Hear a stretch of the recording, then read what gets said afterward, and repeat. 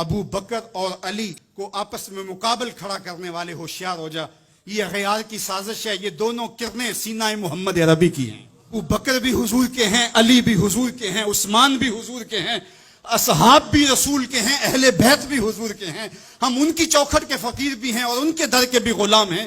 ہم تو غلام ابن غلام ہیں، ہمیں تو ان کی وساطت سے دین ملا ہے، ہم ایک کا نام لے کر کے دوسرے کی نفی نہیں کر سکتے۔ حضرت علی خود فرماتے ہیں میرے معاملے میں دو لوگ برباد ہوں گے، محب مفرط و مبغض، ایک محبت کر کے برباد ہوگا، ایک بغض رکھ کے برباد ہوگا۔ درمیانی امت ہو تم نے ترازو کے دونوں پلڑے پورے کر کے عدل کے تقاضوں کو پورا کرنا ہے۔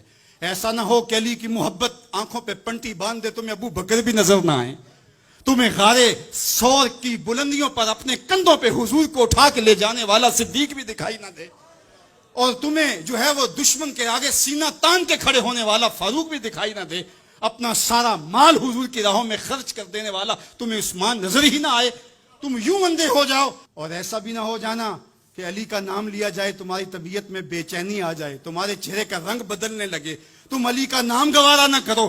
جس علی کا ذکر بھی عبادت ہے، تمہیں ٹھنڈ کیوں نہیں پڑتی ہے، تمہیں تسکین کیوں نہیں ہوتی ہے؟ تو کہا نہ ادھر لڑکنا نہ ادھر لڑکنا، نہ تم گمراہیوں کا شکار۔ وَكَذَلِكَ جَعَلْنَاكُمْ أُمَّةً وَسَطًا، تم امت وسط بن کے رہنا، تم ترازو کے دونوں پلڑے برابر رکھنا۔